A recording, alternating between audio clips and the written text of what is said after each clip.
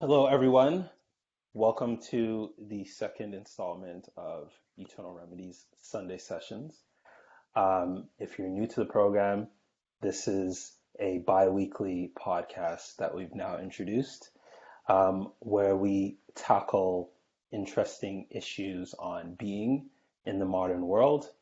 The conversation is super informal. It's meant to be organic. And we would like to caveat by saying we're not experts on things. Although we're trying to invite experts, I think we all come with the humility to suggest that we're not here to teach you anything, but just to have interesting conversation around certain topics. So, having said that, this week's podcast is going to be on environmental awareness and climate change and sustainability, all that. And the reason why we wanted to introduce that into the conversation this week is because we're in the second of three parts in our To Remain Silent podcast series, where we just want to explore what it means to speak and what should be said around topics such as climate change.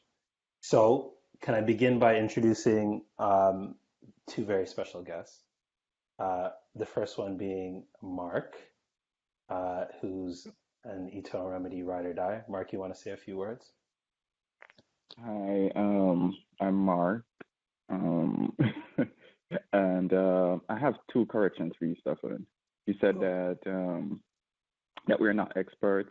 Well, I'm an expert on Beyonce, all things Beyonce, and Well versed. well versed in everything Beyonce. And what was my other correction? I can't remember. I'll just like hand over my time to Cassie. What's up? I'm Cass, and by day I'm in corporate sales, and the rest of the time I am an optimist in climate change, and I pick up trash in public to raise awareness on garbage etiquette. Cool. So, Mark hails from Chicago, Chi-Town. Cassie is hailing from Calgary, Canada. And I'm speaking to you from Brooklyn, New York tonight. And yeah, so let's get into it. The first question being, first, how do we define climate change? Beginning with you, Mark. I think the simple definition of it is that it's the condition of the the aggregate condition of the atmosphere over a specified period of time. Hmm. So it's the aggregate weather patterns over a specified period of time. I think Hmm. that's a simple definition. Hmm. I don't think that's a definition most scientists or most climate scientists use, but for our purposes or for the purposes of the general public, I think that definition is adequate. Okay. And for you, Cass? I totally agree. Keeping it even simpler, it's like a state of the atmosphere in measurement, but overall, I think it's a complex topic, but we're just talking about the earth and the changes. Okay. So within this conversation, we're three very cool, relevant, with it use. Why is this something important for us to talk about in 2019? Because Chicago is hot. So I think that's why we should be all talking about it. Mhm. Like hot as in like Beyonce hot or like is there a No, difference? I think if Chicago were Beyonce hot would be in a place of desperation. It would be too hot. Um, but yeah, I think why we should be talking about it is that we're constantly being warned that things can get really bad if the issue is not tackled properly. And as such, I think it is going to be a topic that we should definitely talk about and keep addressing. Hmm. Yeah, I totally agree with that. But I think it's also important to come to that topic with solution oriented ideas. I mean, we are seeing a lot of like climate crisis, 911, and a lot of different very scary facts. And I think it's also a conversation to be had on what can be done. And Yeah. yeah, Yeah. where can we make changes? Like let's talk a little bit deeper than just like climate change, rah, rah, rah, 911. Yeah, I think that's a really good point for us to take a one step a bit further and explore um, what it means to be educated um, on climate change. And the reason why I ask is because, I'm coming from the framework of a psychologist, and that I'm curious to know what will lead to behavior change, and if that is actually the intention for our programs, our educational programs. What do you think we can do within climate change conversations so that it actually leads to behavior change? Um, Mhm. Yeah, go so ahead, coming Cassie. from Yeah, coming from like a personal standpoint in terms of conversation, I think it's just making it really simple when we talk about different acts of change that we can all participate in.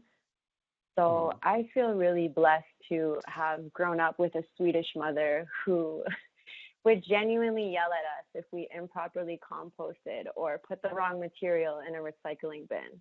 So trash in my house was something that was very normalized.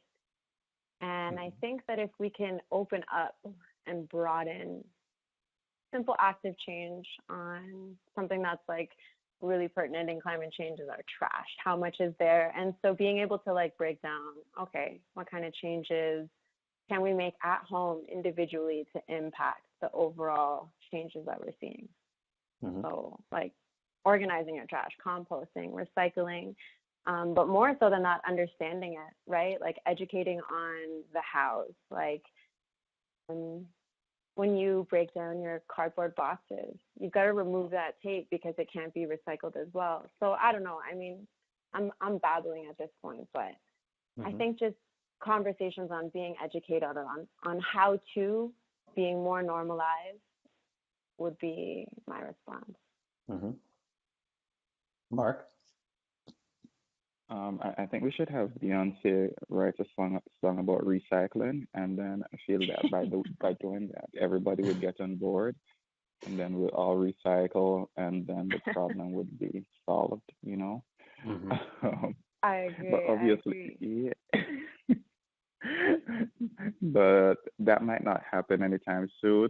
So, to be a little bit more practical, I would say that we might have to look look towards a combination of the political and the political and the economic, if that makes sense. Mm-hmm. So you want there to be a large international coalition that is geared towards fighting climate change, and that coalition could look much like the Paris Agreement, Mm-hmm. or even something larger than that. I think definitely something larger than that is needed. But it could have the structure of the Paris Agreement, and Mm-hmm. then out of that body could spring um, a set of economic incentives for businessmen and for inventors to come up with something that might revolutionize how society relates to the environment and to and how we get our energy needs satisfied. So I think if we had that coalition, then we'd be moving in the right direction. I think too we should definitely have solutions that are played out, so to speak, at the level of the individual. But I think those do that the I think those I think that playing out of the solution at the level of the individual has to be combined with the political and the economic. Yeah. hmm So I think you guys touched on something that I'd like to underscore or even highlight here, um, with mentioning how it can be normalized at the familial level, at the individual level, um, and even introducing, a Beyonce song and politics. And the reason why I want to underscore that is because the question really is how and why should it be normalized? Um, and so I think what underpins all your points of views is that it has to do something with a community and a culture around environmental awareness and sustainability.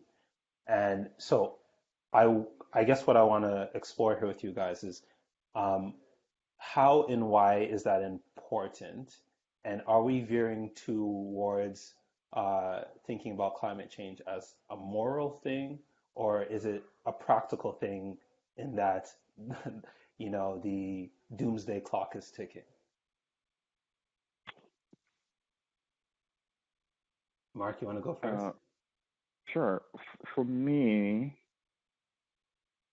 and I know that many people might think otherwise, but for me, it is overall a practical issue. I don't think that moralizing here will do us any good. Or if it does any good, it won't do us the good that we need in hmm facing this issue. So it's all good and well to say, hey, we should come together as a community to fight this this fight this serious issue. But all right. So to put it another way, if we could fight climate change without coming together as a community, is that equally as good as fighting it together as a community? Like, do we actually need to form a community to fight climate change? hmm And hmm my answer is no. Mm. Interesting. Cass? Well, I don't know why we're in a fight with climate change, but I think the awareness of what our individual impact could be on changes of climate that are reversible per se. I think hmm it's important to come together in a community space and do what might be possible for the greater good of just the earth as a whole, and not label the earth as, political versus this or that, but more so like, let's have a look at what's going on with Mama Nature and how can we as humans become one with that and help with the endangeredness that we're seeing, or the 911 climate crisis, and all of the scary stats that are being kind of thrown in people's faces.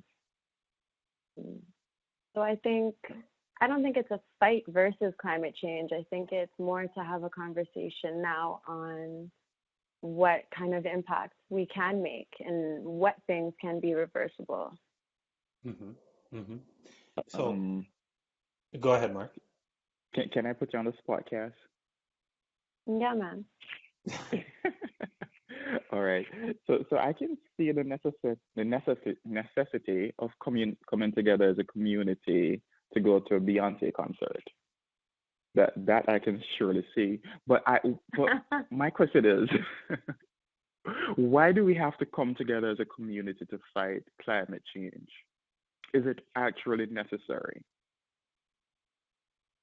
um, I think it's more so necessary to come together as a community to understand the specifics of climate change, right? Like, there's so many things that we Hmm. could look at that we're fighting. And so, yeah, we can all come together to go to a Beyonce concert for sure. But then I also want Beyonce to be on stage and be like, hey guys, remember that your plastic bottles go in the blue bin, and also that your food can be composted, and also, Hmm. like, Yeah. so I think that we can come together and speak the same language at different levels and come to a community, talk about climate change. Definitely. Hmm. Okay. Coming back to it in like everyone's language, we can all speak about it. I think it's relevant on a human and an overall Earth scale. Okay. All right. To keep you on the spot. All right. So let's compare it to space travel. All right. We realize that it's important to look for life elsewhere. That should be a human endeavor, right? But we don't come together as a community to solve that. We leave that to experts, you know? So my question Okay. is, why do we need to come together as a community to tackle climate change? Why not just leave it to the experts, and then just outsource what it is that we're supposed to do, or outsource the decision making to the experts, and then we just fall in line and then just follow their direction. Okay.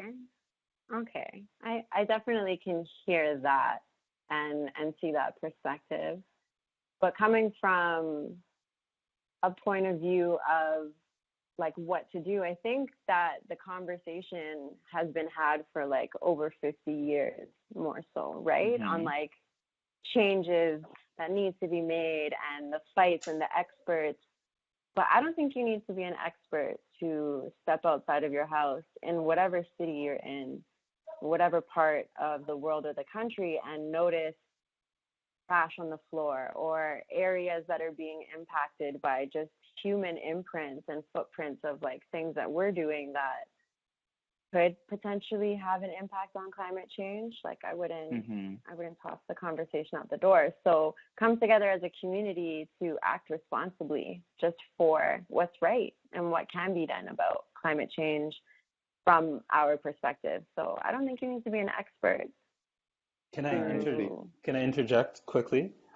Because I think I want to marry and divorce your ideas uh, somehow in a new vein of thought.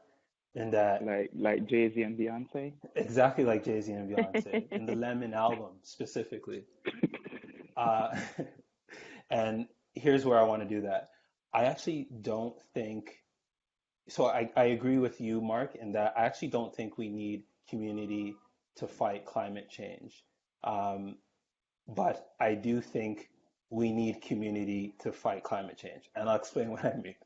Uh, what's actually going on here is we're not looking for impact in the scientific sense. I think what's underneath it all is we're not looking for some metric empirical outcome of shifting the environment. What we're looking for in terms of impact is to preserve this thing we find sacred, which is human beings coming together and feeling a way about our natural world. And I think that speaks to something that's much more um, psychological than practical, as in literally shifting the dial. And I think why that's important to highlight or to explore, even within our conversation, is that I don't actually think we're looking for the end of climate change. I don't think, or sorry, the end of environmental impact. I don't think that's what the actual project is. I think what we're looking for is how can we find um, a thread of being, uh, a way of existing in our world now, where we can come together and revisit our values and what the natural world means to us and what we mean to each other through exploring the natural world. Uh, so, what I want to throw back to both of you is um, if we realize that we couldn't actually solve for climate change, do you think we should stop the conversation? Or do you actually agree with me in saying that the conversation is not actually about stopping climate change? Yeah, I think I totally agree with you. I think it's not about stopping and fighting climate change. I think it's about coming together as a global community and individual impact and just doing the right thing. Hmm. All Mark, right. Yes, throw in the unpopular opinion here. It's getting way too agreeable. I'm telling you. So isn't that a form of impotent moralizing? Keep going. Like yes, your morals aren't necessarily addressed or directed to an achievable aim, Hmm.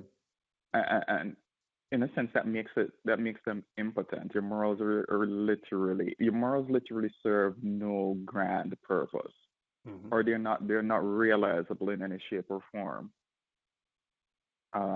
If I might choose, if I might use an analogy, it to me it's like being in the friend zone with a girl that you're deeply in love with. You know it will never happen, but yet still you stick around, and you know you play the nice guy. And I'm not telling anybody out there to stop playing the nice guy. You should play the nice guy, especially if the woman is Beyonce. But I think you guys do get what I'm saying. Yeah, and I think there's truth to every analogy. So if that's something you're going through, Mark, we can segue the conversation. But I I think you Shout raise out to Crystal. Crystal, Crystal, if you're listening, this whole podcast has been about It's reaching about him. you. And please Yeah. just respond to his text messages, Crystal, for God's Subtle sakes. message, yeah. This is a subtweet completely. Subtweet. Don't at him though. Uh, I think you raised something very valuable in saying that there's a difference between morality um, with for some tangible end and morality for morality's sake, which I think you're suggesting is impotent to some degree or can be impotent to some degree. And I think Hmm. um, the philosopher, the philosophical frame of mind in me says that is a problem, like a categorical problem, in that if we're just running around aimlessly and doing things on earth, something's amiss. We can believe that we have grounds to think we're not doing the right thing.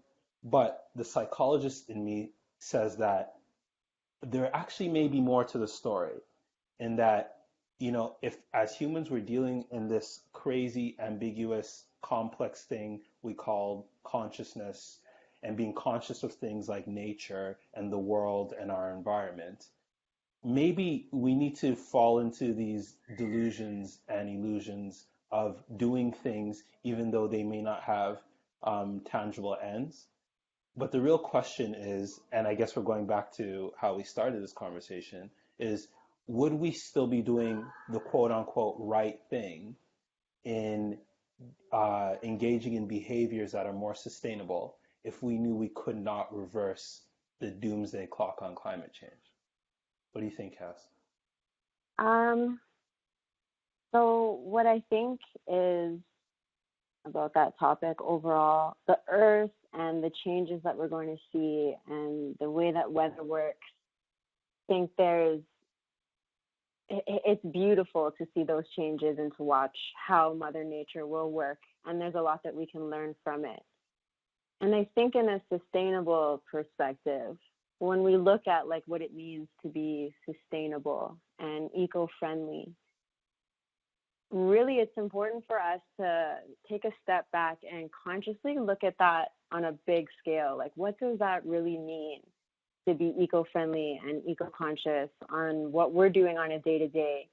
Because there are things that humans are doing that aren't natural to nature, that are not going to be ever evolving the way the earth will in whatever capacity it will. Like, for me, talking trashy, we've got a lot of garbage that's been in conversation and in a lot of the effects of climate change. So when we bring it back to the social perspective or the conscious perspective, are we paying attention to our trash and the impact that we have at that capacity?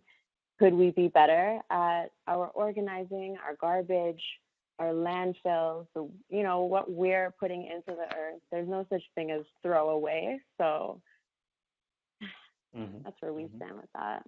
Mm-hmm. Mark?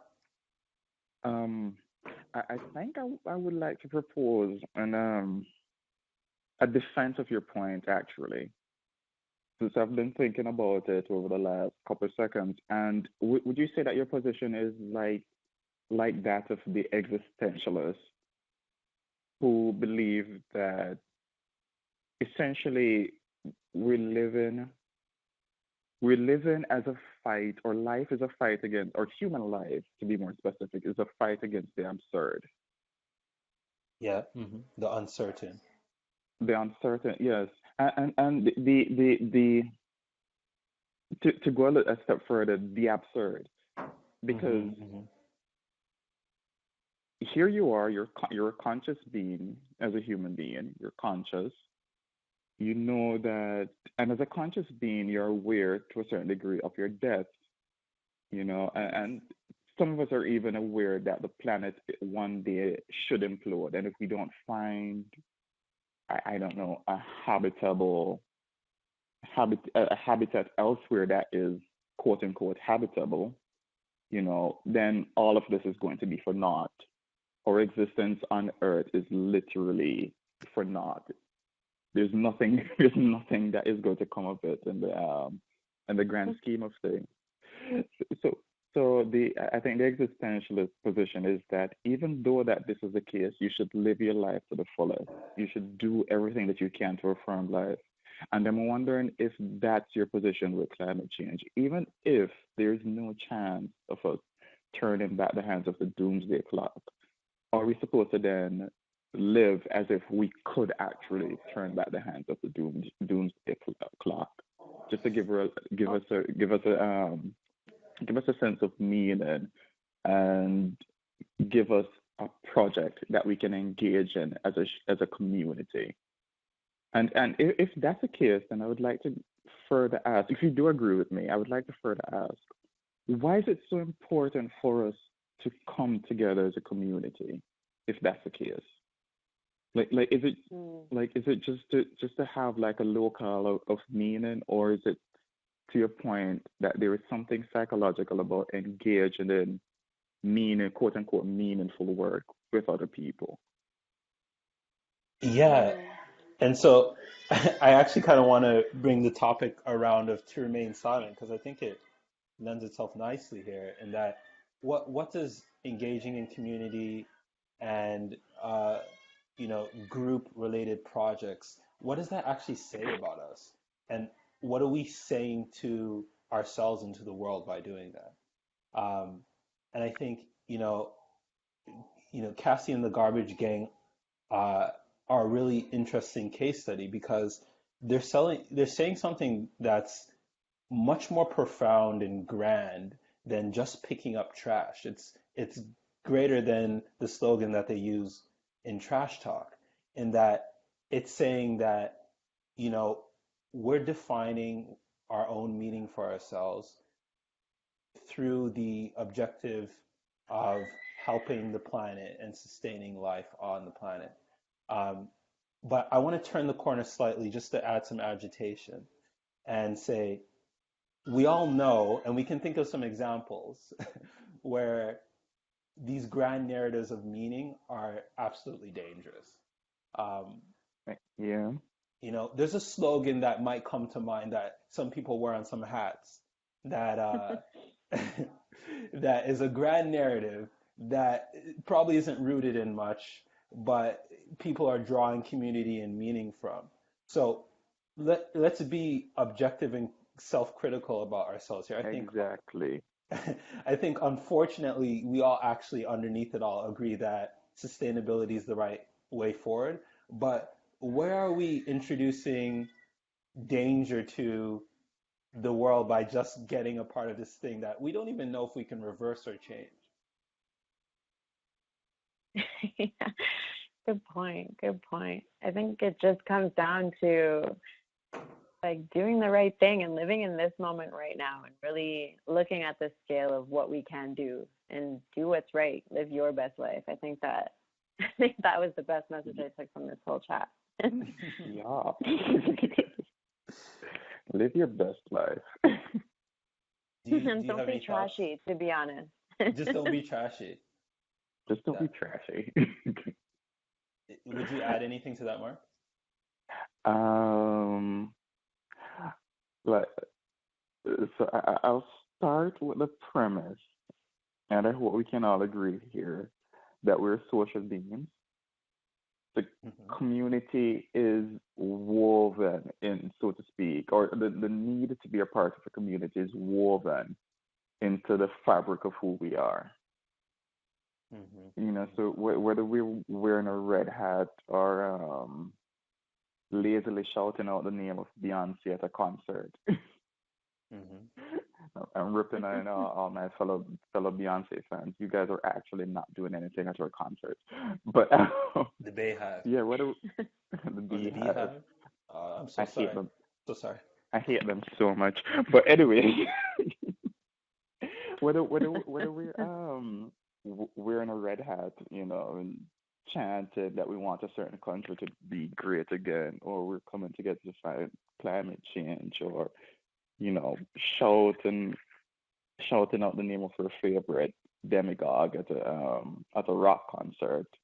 I think what is pouring out there is that instinct towards community and that need to feel like we belong to something that is greater than ourselves. And I think there's a positive element to that, and there is certainly a negative element to that. The trick is, or the hard part is to find exactly where that positive element is and Hmm. to decry the negative elements. Hmm. Um, just so we can enter the wrap up phase of the conversation, I'd like to throw a question uh, related to that vein of thought to the group. And you know, if we're reflecting on where we could go wrong in all this, um, you know, what would be the thing you guys suggest is the wrong thing to say, or is the wrong thing to add? Is the place um, in which we should go silent or remain silent? And what is the right thing to say? And I'll answer my point of view quickly. I think anything that um, suggests uh, that we might be introducing a theory or model or um, anything that is all encompassing of everyone in the world, I think is dangerous because it doesn't allow for a more nuanced conversation. And what I fear with the climate change and sustainability chat in general is that it can't be refuted. Um, and so, even though this could be right, even though this could be the right movement forward, I think we're doing a disservice to the whole conversation and the whole movement with not allowing more dissenting views and being more critical and highlighting the limitations. And so anything that says, it's a perfect theory, I think is saying too much. And at that point, you should be remaining silent and opening up yourself to listen. And it kind of goes back to what we were talking about at the last podcast, Mark, where we asked the question of what right do you have to be heard? I think we need to appreciate that tension even in this conversation, and that we're just putting out an idea that should be open for critique. And so, anyways, that's the final question I want to close on. What do you think is the wrong thing for us to say, and what is the right thing for us to say?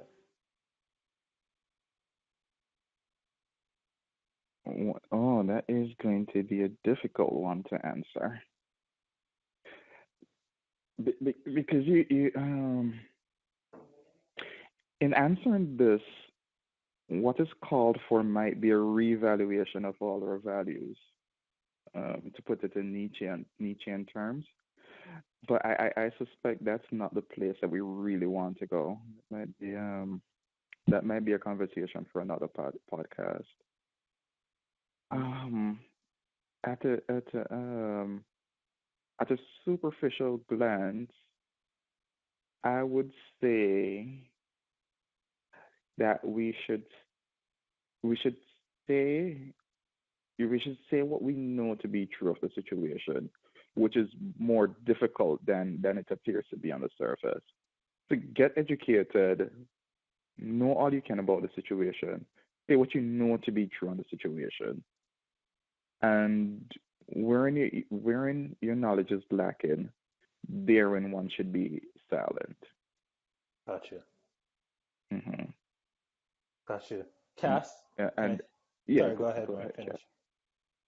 I was just going to add the Kierkegaardian point that when he says that where the crowd is, there is untruth. So I think we should resist the the instinct to go with whatever it is that our community says, Mm-hmm. Mm-hmm. and to reflect on the situation for ourselves. Mm-hmm. Mm-hmm. Mhm. Cass, what do you think? Mm. Close us off on a bang. Um, so I think going in topics of the conversation on what's right or wrong to be left said or not said at all. I mean, I think it's right to have a universal conversation on the one place that we all call home. And what might be Mhm. wrong about it is maybe some information that might be shared. But I think overall, we don't have to come together as a community, but we do need to pay attention to our individual impacts and ways that we can ourselves become more sustainable overall for oneness. So I think it's just right to have that conversation, and it would be wrong to ignore climate crisis and what might be possible of it. Mm-hmm. Thank you both for Mhm. another riveting conversation. You just can't find this stuff anywhere else. Uh, so, Beyonce concerts. Beyonce concerts, climate change, philosophy, all this weird schmuck of stuff mixed together in a half-hour chat. So we'll close off by saying thank you all again for listening and hanging out and riding with us this far. Um, can't wait to continue this conversation with you guys offline. Um, Cass, can you plug Garbage Gang stuff just in case anyone's interested in how they can get involved?